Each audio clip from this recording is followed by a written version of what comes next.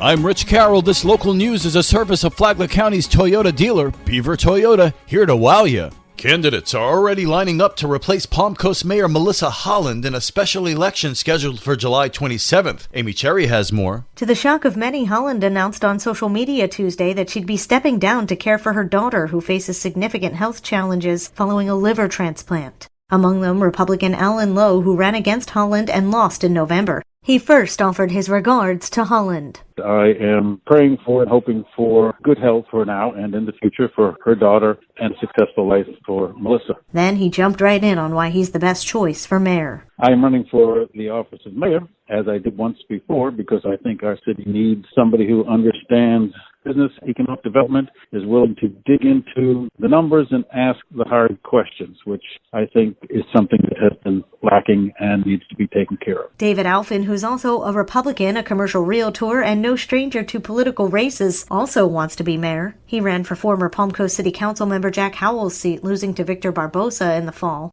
Alfin also expressed surprise over Holland's decision, but says he respects it. I think Melissa, almost like a professional athlete, leaves at the top of her game for a purpose which absolutely cannot be questioned. She's focusing on her family, and that will always come first. He talked about why he believes he's the best candidate for the job. My mission is a combination of collaboration in order to form consensus. That's the right way to run government. That's the way to respect the wishes and the expectations of the electorate. The only way that can be done is to eliminate personal agendas and individual expectations, come together, collaborate, form consensus, and vote as a unified front. With Mayor Holland's resignation, a surprise, and now a special election in the Palm Coast mayor's race just over 2 months away, local elections officials are scrambling. It'll be a whirlwind and a roller coaster, but we are ready for it. Because Supervisor of Elections Katie Lenhart says this is what they do. We're planning to have 8 days of early voting, beginning on July 17th through the 24th, and then Election Day at precincts on Palm Coast precincts on the 27th of June. And we'll also be doing vote by mail. So anyone who has a request on file already to vote by mail will be receiving one in the city of Palm Coast for this election. Anyone who wants to vote by mail can request a ballot. An armed out-of-state fugitive was arrested in Flagler County after a public tip. John Arking has the details. On Tuesday, the Flagler County Sheriff's Office responded to a call about an armed man sleeping in his car in the parking lot of ABC Liquor on Palm Coast Parkway Northeast. Flagler County Sheriff Rick Staley. This resulted in deputies responding to a business, locating the individual who was armed. It was also a fugitive from Georgia and had trafficking amounts of drugs in his vehicle. Working together with guardianship policing is how we keep our community safe.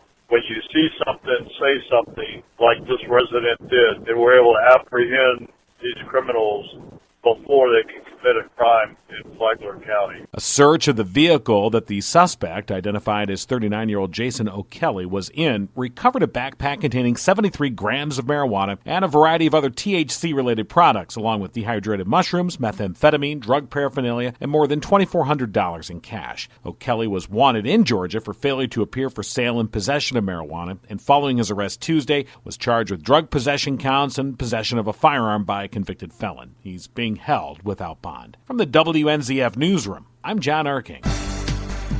You're invited to attend a kickoff meeting tonight for a study about beach management. Karen Johnson has the story. Flagler County is inviting you and key stakeholders from the beach side to attend the kickoff meeting for a comprehensive beach management study at 6 o'clock tonight in the board chambers of the Government Services Building. Flagler County Public Information Officer Julie Murphy. This meeting is going to go over 2 presentations. One will be given by the county that will review the historical data about the 18 miles of beach, the current conditions, and the anticipated future needs. The second presentation will be made by Olson Associates. Olson Associates will be making a presentation about the areas of the beach where there are and are not currently management plans in place. Flagler County is currently coordinating with state and federal officials on the Federal Coastal Storm Risk Management Project, the Army Corps of Engineers project between 7th Street South and 28th Street South. The initial construction is estimated at $17.49 million, and it will be funded by the Army Corps of Engineers and Florida Department of Transportation. For Flagler's Morning News, I'm Karen Johnson. What led a man from Louisville, Kentucky to bring the Kona Ice business to Flagler County? His son-in-law. My son-in-law brought the trucks home to my Kentucky home, and I kept seeing him in the driveway and kept asking what it was about and kept looking at him like snow cones. Are you kidding me?